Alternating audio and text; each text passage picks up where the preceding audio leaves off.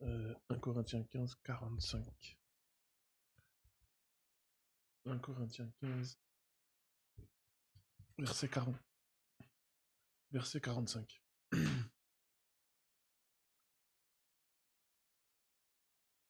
C'est pourquoi il est écrit, le premier homme, Adam, devint une âme vivante. Le dernier Adam est devenu un esprit vivifiant. Mais ce qui est spirituel n'est pas le premier, c'est ce qui est animal. Ce qui est spirituel vient ensuite. Le premier homme, tiré de la terre, est terrestre. Le second homme est du ciel. Tel est le terrestre, tels sont aussi les terrestres. Et tel est le céleste, tels sont aussi les célestes. Et de même que nous avons porté l'image du terrestre, nous porterons aussi l'image du céleste. De même que nous avons porté l'image du terrestre, donc le terrestre c'est le premier Adam, l'âme vivante, nous porterons aussi l'image du céleste. Le céleste, c'est celui qui est devenu esprit vivifiant. Le dernier Adam est le dernier de la race des hommes âme vivante. Et ce dernier Adam âme vivante, par sa mort et par sa résurrection, est devenu esprit vivifiant. Le terrestre est devenu céleste. La parole s'est faite chair. Elle a porté l'image du terrestre et elle nous a emmenés, élevés à l'image du céleste. Jean 3, 12. Jean 3, 12. Si vous ne croyez pas quand je vous ai parlé des choses terrestres, comment croirez-vous quand je vous parlerai des choses célestes? Personne n'est monté au ciel, si ce n'est celui qui est descendu du ciel, le Fils de l'homme qui est dans le ciel. Vous voyez qu'on ne peut pas lire la Bible comme un bouquin normal. Ces mots sont tous sauf normaux. Personne n'est monté au ciel, si ce n'est celui qui est descendu du ciel, le Fils de l'homme qui est dans le ciel. Donc, il dit de lui-même, Jésus dit de lui-même, qu'il est monté au ciel. Parce qu'il dit qu'il est descendu du ciel. Et il ne pourrait pas être descendu du ciel s'il n'avait pas été monté au ciel. S'il n'était pas monté au ciel. Et ensuite, il dit, il est dans le ciel. Jésus dit à Nicodème qu'il vient du ciel et qu'il est dans le ciel. Il est celui qui est, qui était et qui vient. Il a attribué le fait qu'il est descendu du ciel aux choses célestes. Il a associé le fait les choses terrestres et les choses célestes à sa présence sur la terre et sa présence dans le ciel. Donc il y a les choses qui concernent le terrestre, il y a les choses qui concernent le céleste. Et on voit bien que le céleste ici, c'est pas la lune, les étoiles, les nuages qu'on peut voir avec nos yeux. C'est une dimension supérieure. c'est une dimension spirituelle et cachée. Parce que le Fils de l'homme qui est dans le ciel, il n'est pas dans l'espace, dans l'univers de l'espace qu'on peut voir. Il n'est pas dans notre univers visible. Le ciel, là, on voit bien que c'est une autre dimension. Une dimension d'ailleurs inaccessible pour le terrestre, qui n'est pas passé par, par la mort et la résurrection. Une dimension inaccessible pour l'âme qui n'est pas mort et ressuscité avec le dernier Adam. Ici, l'apôtre Paul, dans 1 Corinthiens 15, 45, nous dit il est écrit, le premier homme, Adam, devint une âme vivante. Le dernier Adam est devenu un esprit vivifiant. Donc ici, on voit deux Adam. Il y a le premier, hop, et le dernier Adam, qui est devenu esprit vivifiant. Je vais mettre le deuxième Adam. On aurait pu dire aussi l'ancien.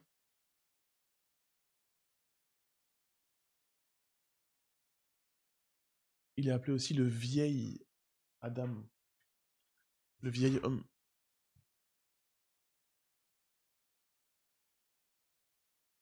Et forcément, du coup, le nouveau, l'homme nouveau, le nouvel Adam. Premier homme, l'ancien, le deuxième Adam, le nouveau. Et là, l'ancien, il est âme vivante.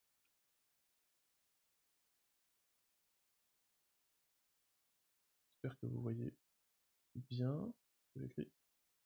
L'ancien, il est âme vivante. Et le nouveau, d'après l'écriture, il est esprit vivifiant. Hein, en fait, il a changé de nature. Il est passé de la nature terrestre à la nature céleste. Il est passé de la chair et du sang à l'esprit.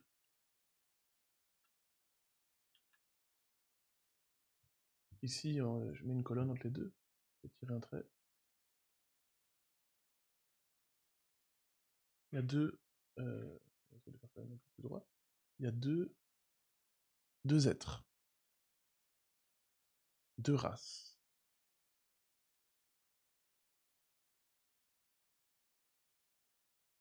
Voilà.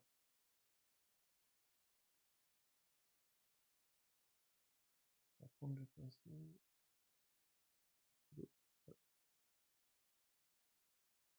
Donc, je reprends le verset.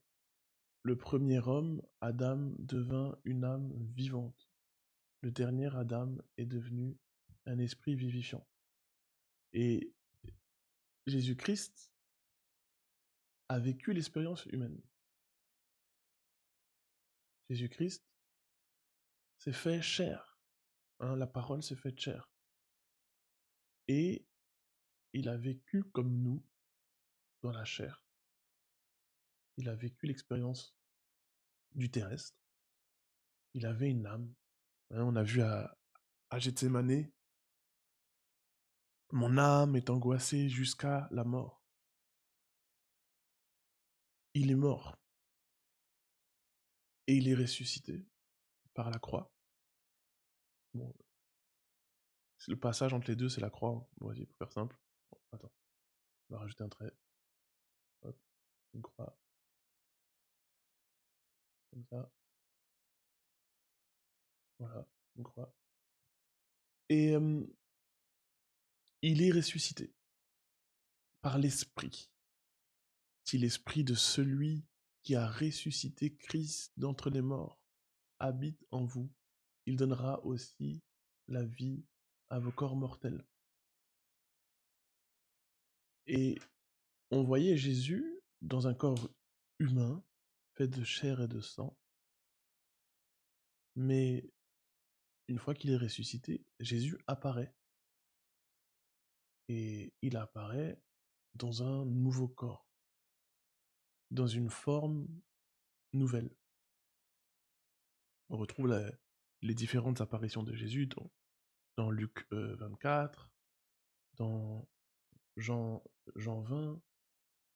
On retrouve les apparitions de Jésus aussi dans Acte 1. Après, il est élevé dans la nuée, hein. C'est le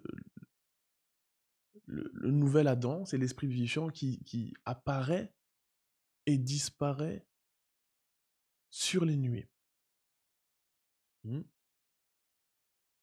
Le premier Adam, l'ancien, le terrestre, fait de chair et de sang, lui, il apparaît par la poussière de la terre. Hein, il est formé, il existe par la poussière de la terre. C'est grâce à la poussière de la terre qu'il a pris forme. On trouve ça en Genèse. Genèse 2, 7. L'Éternel Dieu forma l'homme de la poussière de la terre.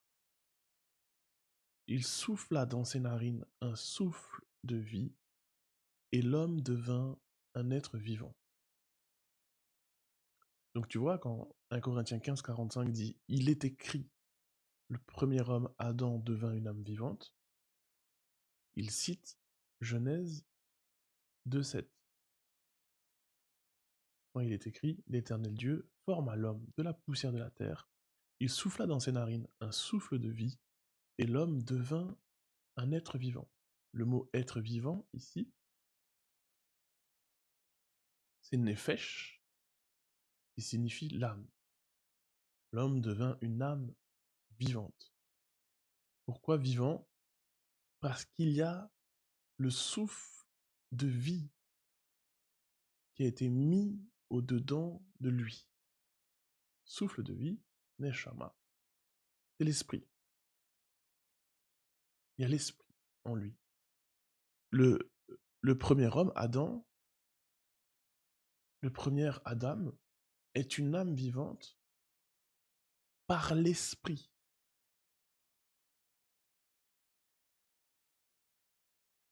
Je vais écrire là. En lui, il y a l'esprit. Attends, je vais juste le dessiner. Je vais faire comme ça. Rouge, c'est l'esprit. Ouais, je maîtrise pas trop ce truc. Ça, c'est l'esprit. D'accord? C'est l'esprit de vie, c'est le souffle de vie qui est mis dans le, le corps, hein, qui est insufflé dans les narines de l'homme qui a été formé. Voilà le premier Adam. Il est formé à partir de la poussière de la terre. Tu vois? La terre a pris forme. C'est un petit peu comme si tu prends de l'argile, tu prends de la terre, et le potier va prendre l'argile et va lui donner la forme qu'il veut. Une fois qu'il a formé le pot, une fois qu'il a formé le vase est vide. D'ailleurs, un vase vide n'a aucune utilité. Mais une fois que Dieu forme le vase, il le remplit. Donc il lui donne une forme et il le remplit. Il le remplit avec un souffle de vie. Donc ce qui est dedans, ici, c'est l'esprit. Et comme... Oh là, j'ai mis esprit quinté, avec un E. Comme l'homme a l'esprit de vie à l'intérieur de lui, l'homme devient du coup un être vivant, une âme vivante. D'accord? Voilà. S'il n'y avait pas l'esprit dans son corps, bah ça serait pas une âme vivante.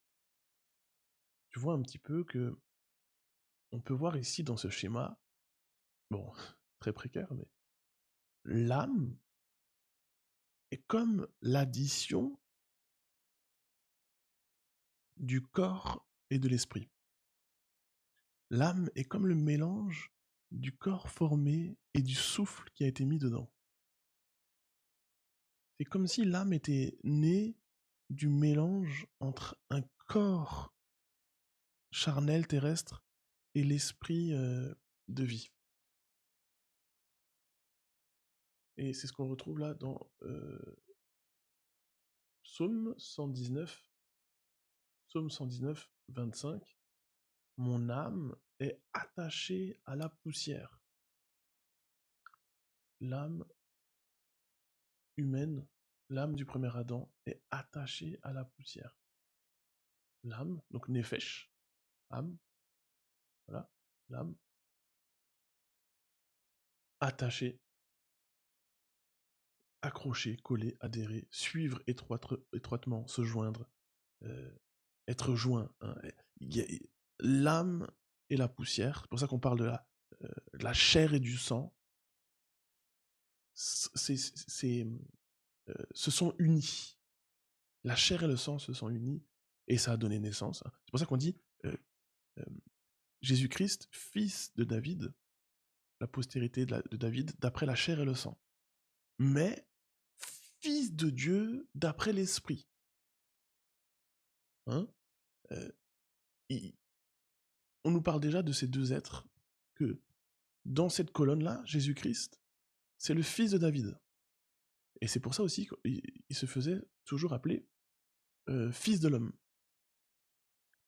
Mais c'était terrible parce que c'est la première fois qu'il y avait un fils de l'homme qui était habité par un fils de Dieu. C'est pour ça qu'il dit que celui qui est descendu, c'est celui qui est monté, et c'est celui qui est encore en haut. C'est celui qui est dans le ciel. Parce qu'il s'est fait terrestre, mais il est céleste.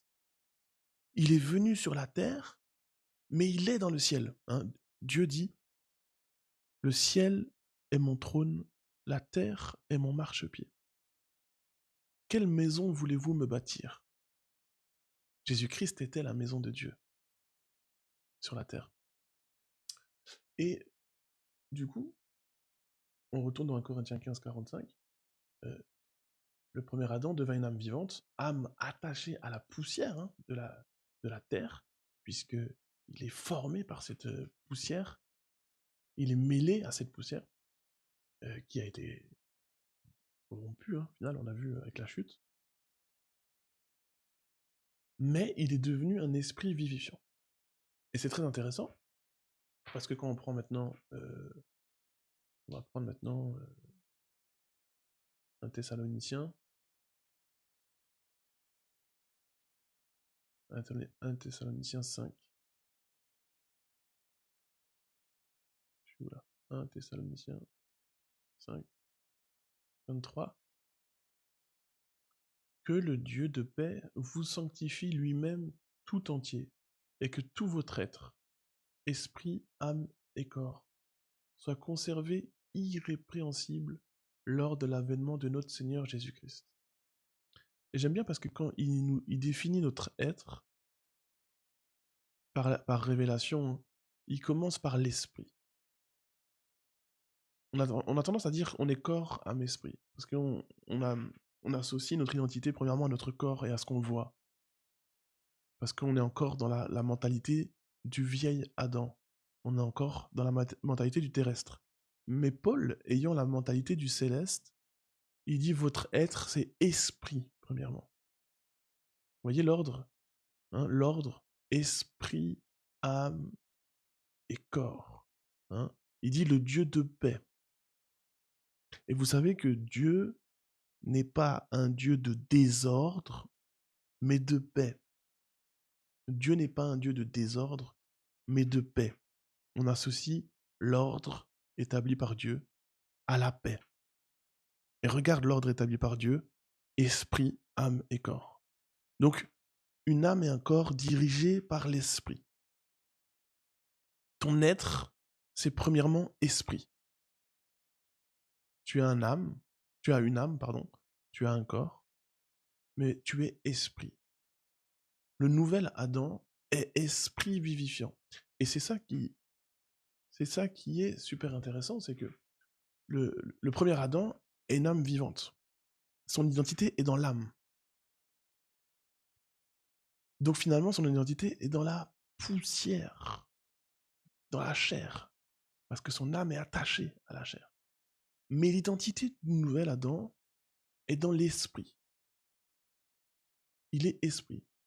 Donc ici, là où le premier Adam est dirigé par son âme qui est attachée à la poussière. Donc là où le premier Adam est dirigé par l'extérieur, le, euh, le nouvel Adam, le deuxième Adam, est dirigé par l'intérieur. Tu vois? Avant, on trouvait notre identité dans notre chair et dans notre sang. Ben moi, je suis fils d'un tel. Euh, je viens de telle ou telle culture, de telle ou telle nation, de tel ou tel sang. On attachait l'importance, on a l'héritage par le sang. Hein, dans ce monde, dans ce siècle présent, l'héritage, l'identité se fait au sang. On fait une prise de sang, euh, vous voyez, on va chercher qui tu es au travers de ton sang. Mais le nouvel Adam est esprit. D'accord? On trouve bien ce combat entre ces deux natures dans Matthieu 16.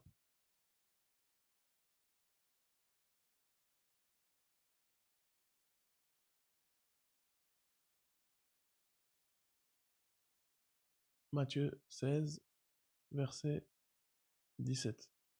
On va prendre même un peu avant, verset 13. On va prendre Matthieu 16, 13. Mais juste avant, vous voyez, la grande différence entre le premier homme et le deuxième homme, entre la première race et la nouvelle race, c'est que, d'ailleurs, qui dit nouvelle race, qui dit nouvel Adam, dit nouvelle Genèse. Hein. Donc, nouveau ciel, nouvelle terre. Mais la grande différence entre les deux, c'est que le premier Adam est dirigé par l'extérieur, par la chair. Et le nouvel Adam est dirigé par l'intérieur. C'est pour ça qu'on l'appelle aussi l'homme intérieur. On l'appelle l'homme intérieur. On l'appelle aussi l'homme nouveau. Et l'homme intérieur, 2 Corinthiens 4,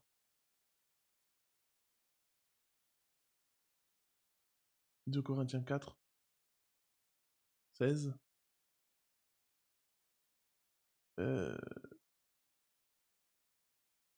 c'est pourquoi nous ne perdons pas courage, et lors même que notre homme extérieur se détruit. Donc l'homme extérieur qui se détruit, c'est lui, le premier Adam. Notre homme intérieur se renouvelle de jour en jour. Donc l'homme intérieur, c'est lui, l'esprit vivifiant. L'esprit vivifiant se renouvelle, forcément, c'est l'esprit qui vivifie. La chair ne sert de rien, c'est l'esprit qui vivifie. Hein, Jean 6, 63, la chair ne sert de rien, c'est l'esprit qui vivifie. Donc la chair et le sang ne peuvent rien faire, c'est l'esprit qui vivifie. Les paroles que je vous ai dites sont esprit et vie. Les paroles que je vous ai dites sont esprit et vie. Hein. Donc l'homme spirituel vit par la parole de Jésus. Et donc, il l'appelle ici le nouvel Adam, on l'appelle aussi l'homme intérieur. Il se renouvelle. Et l'homme extérieur, il se détruit. Il est passager. Il est voué à disparaître. Bien sûr, Jean, il dit « Je vis un nouveau ciel et une nouvelle terre, car le premier ciel et la première terre avaient disparu. »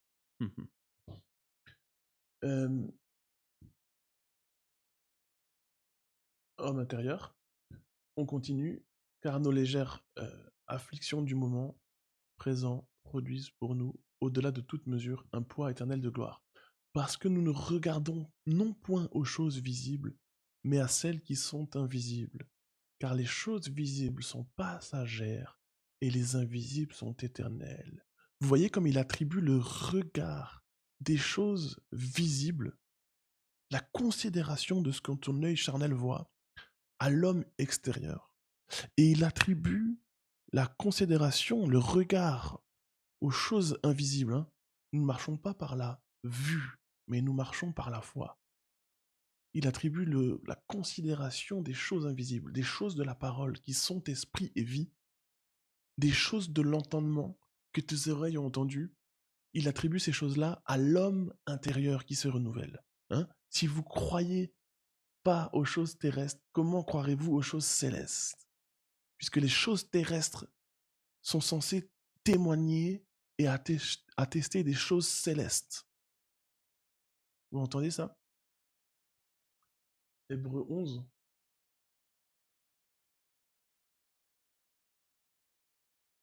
C'est par la foi que nous reconnaissons que le monde a été formé par la parole de Dieu, en sorte que ce qu'on voit n'a pas été fait de choses visibles. C'est par la foi que nous reconnaissons que le monde a été formé par la parole de Dieu, en sorte que ce qu'on voit n'a pas été fait de choses visibles. Je prie que ton monde soit formé par la parole de Dieu.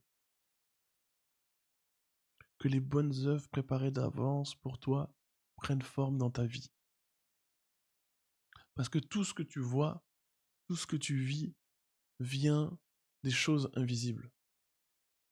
Vient de là-haut. C'est pour ça qu'il nous dit dans Colossiens 3, si donc vous êtes ressuscité avec Christ, si vous êtes ressuscité avec Christ, donc si vous êtes passé de le vieil homme, l'homme âme, à l'homme esprit, l'homme nouveau, ce qui fait passer de l'un à l'autre, c'est la résurrection. C'est pour ça que j'ai fait une croix, parce qu'il n'y a pas de résurrection sans croix, sans mort. Ça s'écrit comme ça? De R? Non, écoute, voilà. Résurrection. Comment l'écrit? Ressuscité. Ok. Résurrection, c'est ce qui nous fait basculer d'un monde à l'autre. Paul dit pour une meilleure résurrection. Pour une meilleure résurrection, c'est pour une meilleure bascule entre l'ancien et le nouveau. Un meilleur passage entre l'ancien et le nouveau. Une meilleure marche dans la nouvelle identité. Si donc vous êtes ressuscité avec Christ, cherchez les choses d'en haut, où Christ est assis à la droite de Dieu. Là, vous vous souvenez? Il disait, celui qui est descendu, c'est celui qui est monté, et c'est celui qui est dans le ciel. Donc cherchez les choses d'en haut, affectionnez-vous aux choses d'en haut, et non à celles qui sont sur la terre. Vous voyez? Là où le premier Adam, dans Psaume 119, on a vu là, son âme est attachée à la poussière de la terre, il a les yeux tournés vers le visible, il a l'entendement charnel. L'homme nouveau que tu es, toi qui es passé par la croix, toi qui as été baptisé, tu as été baptisé en sa mort. Toi qui as cru, qui a été scellé de son esprit, tu es scellé de l'esprit qui vivifie. Et d'ailleurs, tu n'es plus âme, mais tu es esprit. Et avant, tu vivais, le premier Adam est une âme vivante parce que l'esprit était en lui.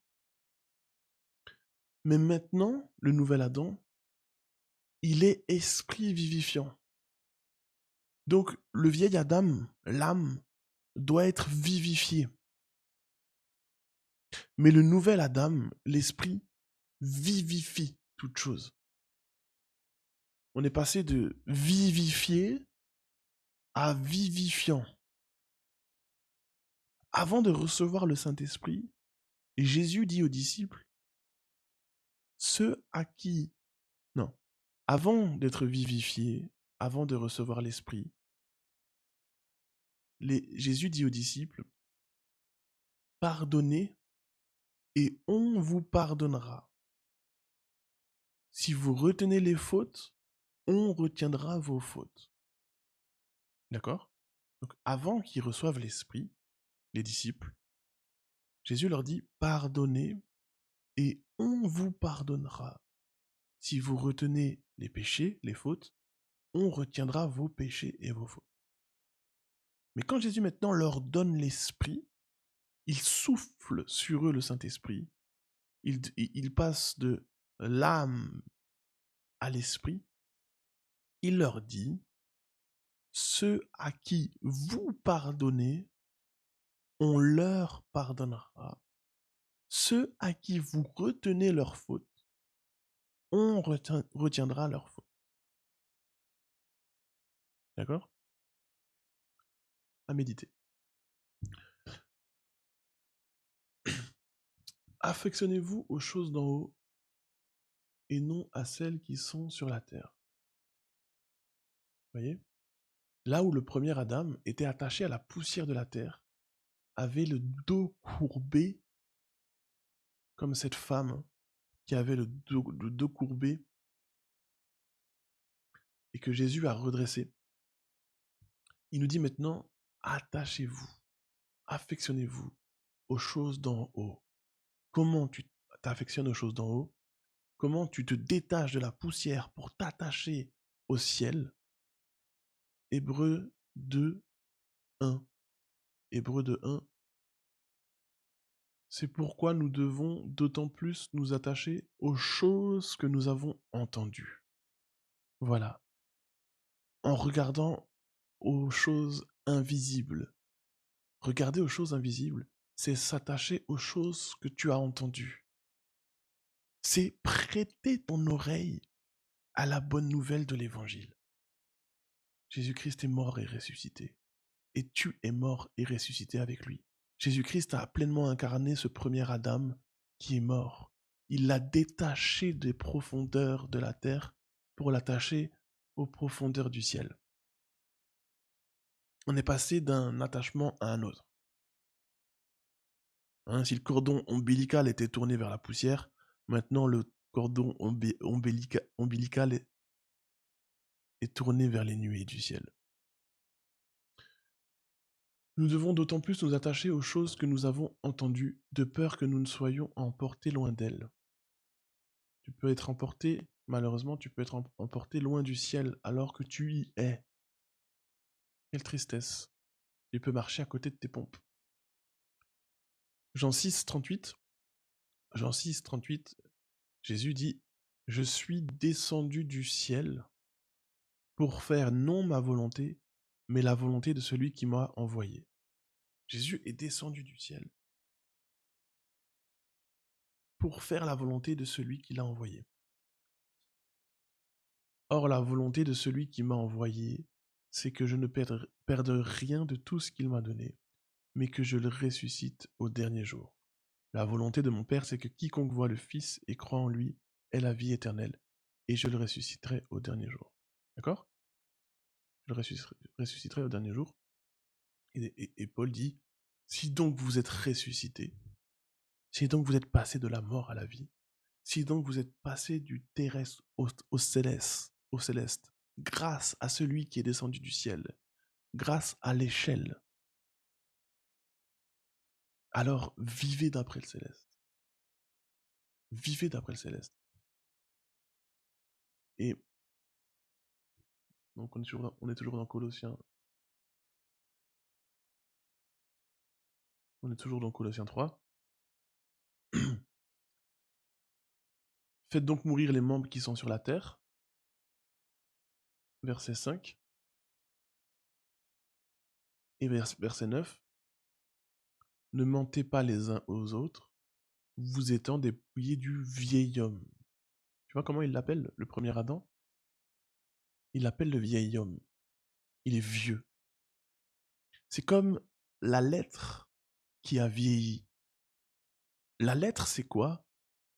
C'est l'entendement charnel de la loi de Moïse. La lettre tue. C'est le ministère de la condamnation et de la mort. Mais l'esprit vivifie. C'est le ministère de l'esprit. Donc il y a un lien entre la lettre et le premier Adam et l'esprit et le nouvel Adam. Le premier Adam est tué par la lettre. La lettre tue le premier Adam, l'amène à la condamnation et la mort. C'est pour ça que la croix est l'accomplissement de la lettre pour le premier Adam. Mais à la croix, Jésus dit, je ne suis pas venu pour abolir la loi, mais pour l'accomplir par sa mort.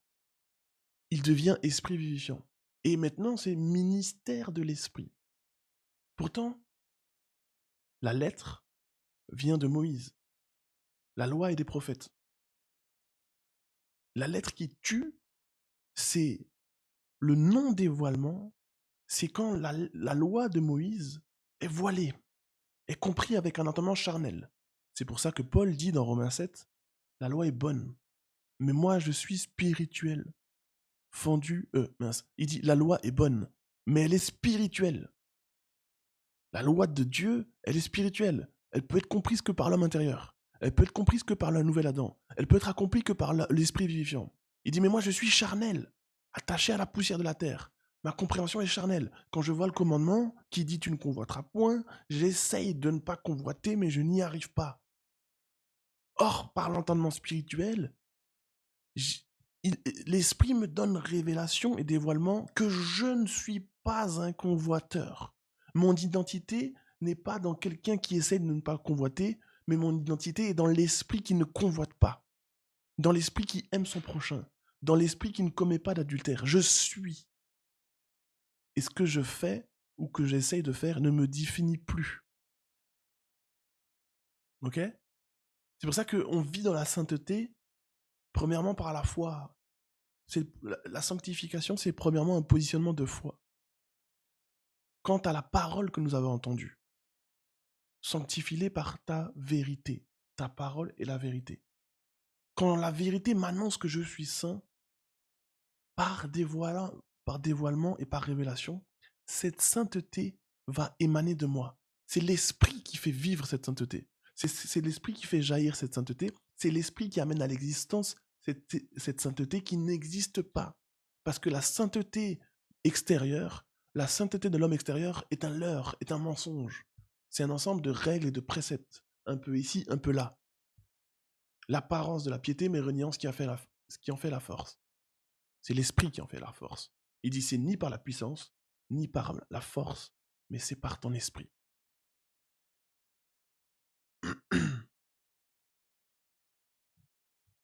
Donc, dépouillé du vieil homme. Et ce vieil homme a l'entendement vieux. Il a la vieille lecture de la loi. Mais l'homme nouveau, voilà, ayant revêtu l'homme nouveau, qui se renouvelle dans la connaissance. Donc tu vois, quand il dit l'homme intérieur se renouvelle de jour en jour, il l'appelle maintenant l'homme nouveau, et il dit qu'il se renouvelle dans la connaissance. Donc tu vois bien que ton homme intérieur se renouvelle de jour en jour dans la connaissance de Dieu. Donc c'est des jours de la connaissance de qui est ton Père et de qui tu es, toi, fils de Dieu.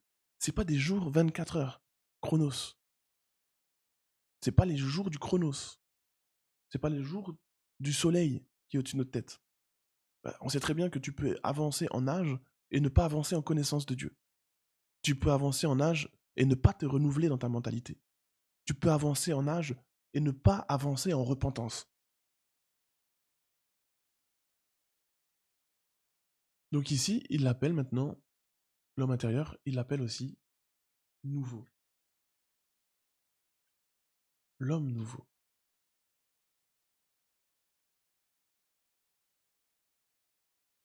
Ah, ben on l'avait déjà mis.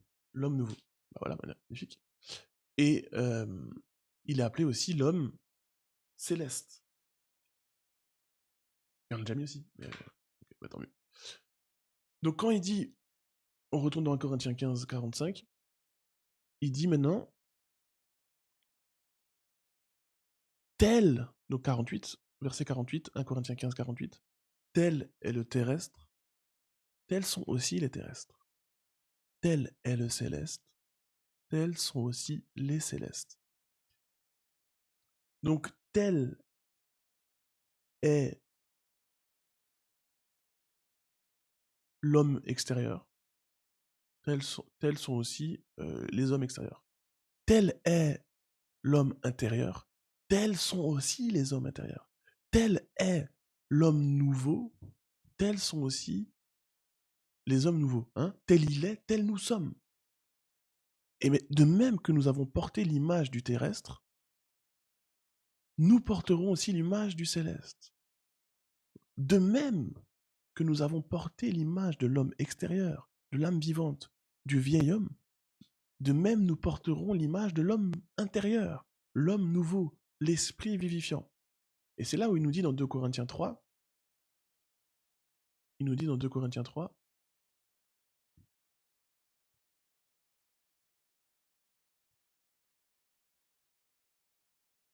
or le Seigneur c'est l'esprit, et là où est l'esprit du Seigneur, là est la liberté.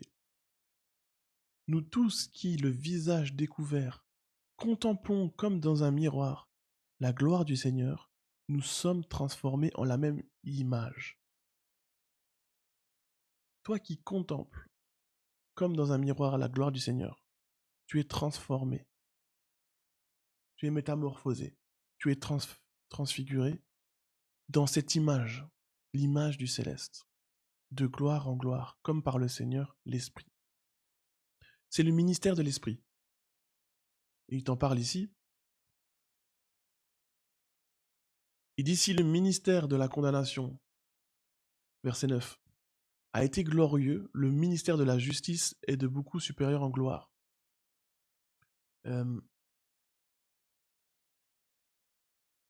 Verset 6, donc de Corinthiens 3, 6, il nous a aussi rendus capables d'être ministres d'une nouvelle alliance, non de la lettre, mais de l'esprit. Car la lettre tue, mais l'esprit vivifie. Voilà. Pourquoi la lettre tue ? Tu remarqueras que la loi de Moïse n'a pas changé. Hein, parce qu'il dit, il nous dit ici au verset 13, verset 14, ils sont devenus durs d'entendement, donc ils ne comprennent pas, ils sont durs d'oreille, ils n'entendent pas la parole. Il dira aussi, hein, la parole leur a été annoncée aussi bien qu'à nous, mais elle ne trouva pas la foi chez eux. Hein. Jusqu'à ce jour, le même voile demeure quand ils font la lecture de l'Ancien Testament. Ils ne se lèvent pas parce que c'est en Christ qu'il disparaît. Donc, ils ne comprennent pas l'Ancien Testament. Parce qu'il y a un voile sur leur cœur. Un voile est jeté sur leur cœur. Jusqu'à ce jour, quand on lit Moïse, un voile est jeté sur leur cœur. Donc, ils ne comprennent pas Moïse. Et donc, comme ils ne comprennent pas Moïse, comme l'Ancien Testament, la loi et les prophètes est voilée pour eux, ça produit le ministère de la condamnation. Ok ? L'entendement charnel a créé le ministère de la condamnation. Et c'est le Dieu de ce siècle qui a aveuglé leur intelligence pour qu'ils ne voient pas la splendeur de l'évangile briller. Oui, les yeux que le serpent a ouverts en Genèse, cette connaissance du bien et du mal, c'est l'entendement charnel, c'est le regard charnel. Et quand la loi de Dieu est venue, l'homme avait l'entendement charnel. Il n'a pas compris la loi. C'est pour ça que quand Jésus vient, il dit, moi je suis venu pour la révéler. Je suis venu pour l'accomplir. Et quand Jésus vient maintenant, il marche sur la terre, il parle sur la terre, il se dit de Dieu, ils se disent, mais c'est pas possible. Parce que l'entendement qu'il a de la loi, la compréhension qu'il a des Écritures, la compréhension qu'il a de Moïse, il dit, Moïse a parlé de moi. La compréhension qu'il a de Moïse et la compréhension que le monde, que ce siècle a de Moïse, c'est totalement l'opposé. L'un est dans la condamnation, l'autre est dans la justification et dans la grâce. Hein, il dit aussi, voilà, la lettre tue, mais l'esprit vivifie. Quand eux, ils veulent appliquer la loi de Moïse, ils veulent lapider la femme adultère. Mais quand ce Jésus, qui n'est pas contre la loi, qui ne veut pas enlever un seul iota, un seul trait de cette loi, qui dit qu'il faut lapider la femme adultère, hein, la loi disait ça. Quand Jésus est face à cette femme adultère, il ne la lapide pas.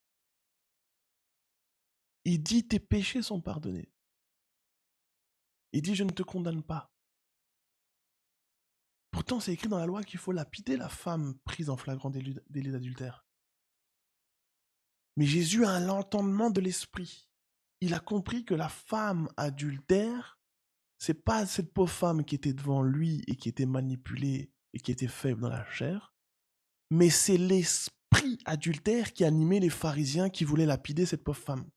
Donc en amenant la grâce et en disant que celui qui a jamais commis de faute jette la première pierre, Jésus-Christ, par ses paroles, est en train de spirituellement lapider la femme adultère et ainsi d'appliquer la loi et ainsi de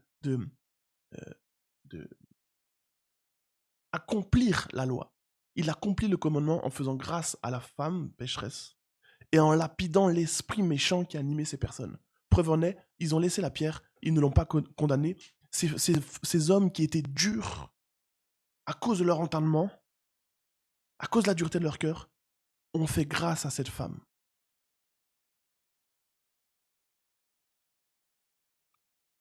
C'est pour ça qu'il a dit, hein, toute la loi est réunie dans ce commandement. Aime ton prochain comme toi-même. S'ils avaient lapidé cette femme-là, ils n'auraient pas aimé leur prochain comme eux-mêmes. Et ils n'auraient ainsi pas accompli la loi. Ils auraient violé la loi. Parce que spirituellement, on est tous adultères, donc on mérite tous d'être lapidés. Il dit, celui qui regarde une femme pour la convoiter a déjà commis un adultère avec elle dans son cœur. Donc sous ce rapport, nous sommes tous condamnés. C'est pour ça qu'à la croix.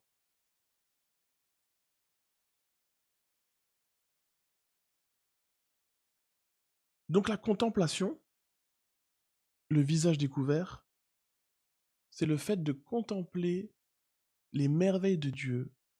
C'est de voir, hein, il dit, c'est en Christ que le voile se lève. La loi est belle, la loi est bonne, la loi est spirituelle, la loi est parfaite, elle restaure l'âme. Mais nous sommes charnels et notre entendement est charnel et déforme les propos de Dieu. Nous avons créé un monstre, Lucifer a créé un monstre en touchant à notre intelligence. Et quand tu contemples maintenant à visage découvert, donc l'intelligence ouverte, l'esprit ouvert, hein, l'œil illuminé, quand tu lis Moïse, maintenant tu peux contempler.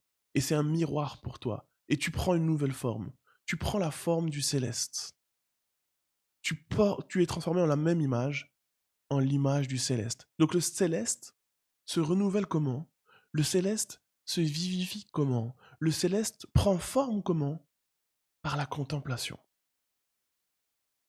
par la méditation, par la considération des merveilles que Dieu a fait, la considération des merveilles que Dieu a accomplies en son Fils Jésus à la croix.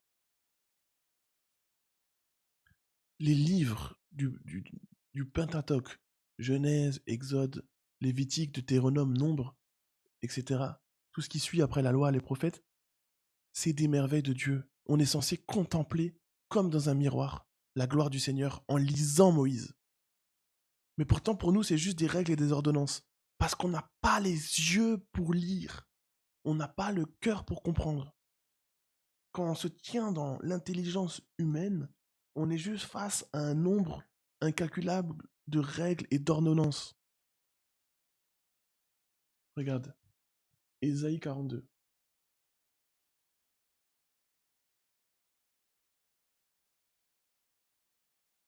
Ésaïe 42.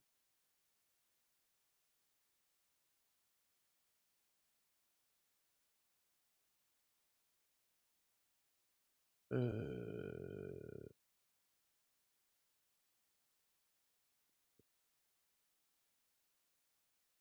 C'est où? À 42? Ah, mais je suis dans Ésaïe 1. Ésaïe 42.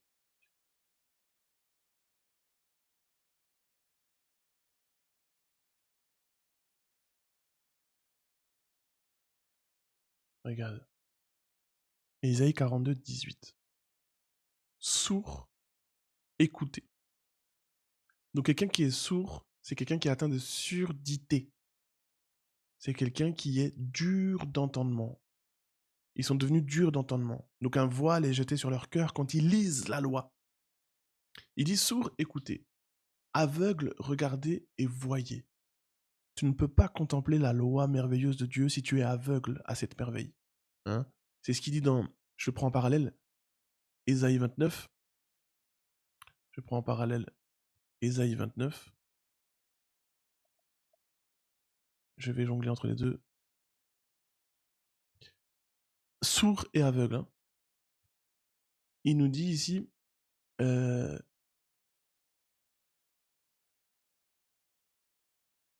verset 11, Ésaïe 29, verset 11. Toute la révélation est pour vous comme les mots d'un livre cacheté que l'on donne à un homme qui sait lire en disant « Lis donc cela » et qui répond « Je ne puis car il est cacheté ». Il est fermé, il est voilé. Hein. Ou comme un livre que l'on donne à un homme qui ne sait pas lire en disant « Lis donc cela » et qui répond « Je ne sais pas lire ».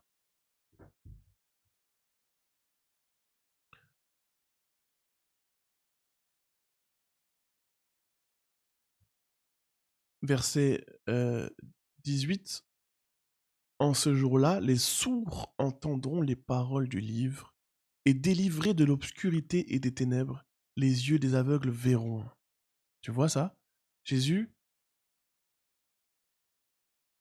dit à ses disciples, allez dire à Jean que la prophétie s'accomplit, les sourds entendent, les aveugles voient, les morts ressuscitent. L'Esprit de l'Éternel est sur moi, car il m'a oint pour apporter la bonne nouvelle.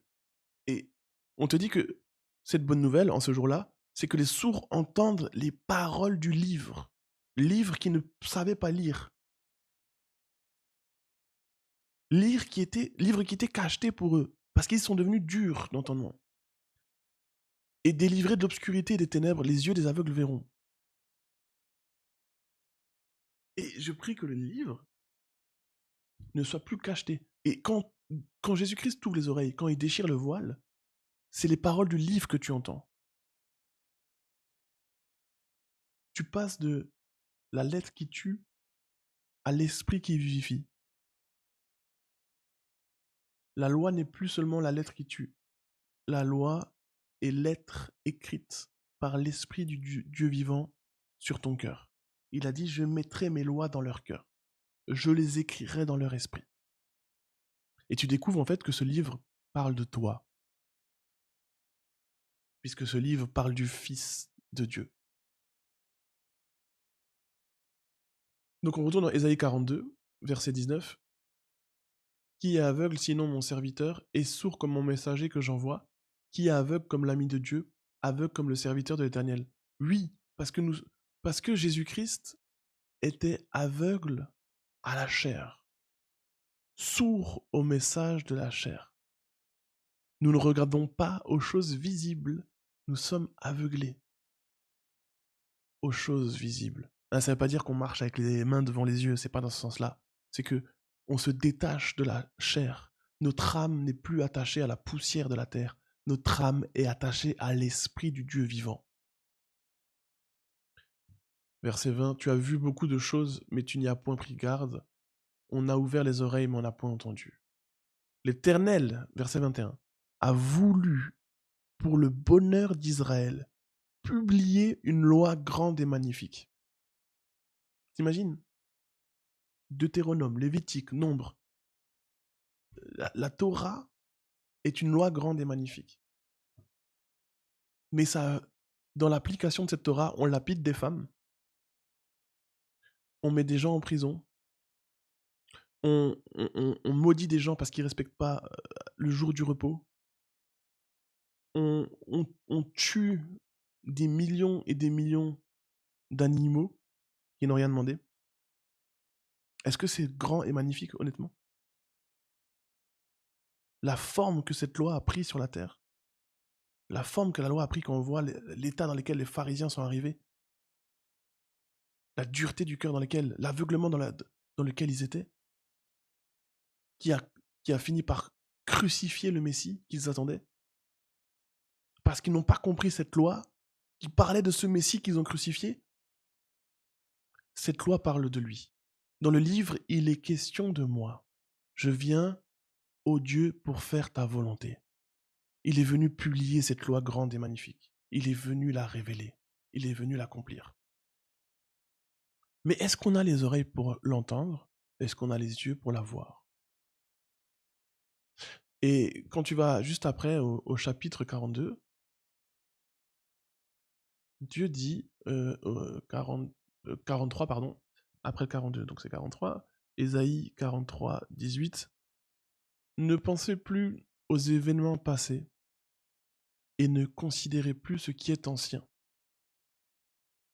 Voici, je vais faire une chose nouvelle, sur le point d'arriver. Ne la connaîtrez-vous pas? Je mettrai un chemin dans le désert et des fleuves dans la solitude. Et vous savez que ce chemin et ce fleuve, c'était cette prophétie-là, c'est l'esprit qui devait être déversé sur toute chair. C'est l'esprit vivifiant.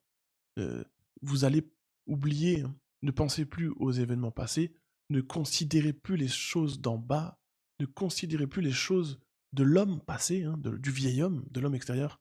Euh, ne considérez plus ce qui est ancien. Donc, ne lis plus la Bible avec le regard de l'ancien. Même quand tu lis l'Ancien Testament, lis l'Ancien Testament avec le regard du Nouveau, au travers du Christ, et avec le voile déchiré. Parce qu'il y a à la croix, quand le dernier Adam meurt sur la croix, le voile du temple est déchiré de haut en bas. Le dernier Adam, le premier Adam doit devenir le dernier en passant par la croix afin que le voile se déchire. Ainsi, tu es transformé en la même image de gloire en gloire. Donc c'est à la croix, hein. À chaque fois, hein. Avant la révélation, il y a la croix. Vraiment. Il y a une mort à soi. Celui qui veut me suivre, qu'il renonce à lui-même, qu'il se charge de sa croix. Chaque jour, il y a une mort. Il y a une mort à une mentalité, il y a une mort à une connaissance, il y a une mort.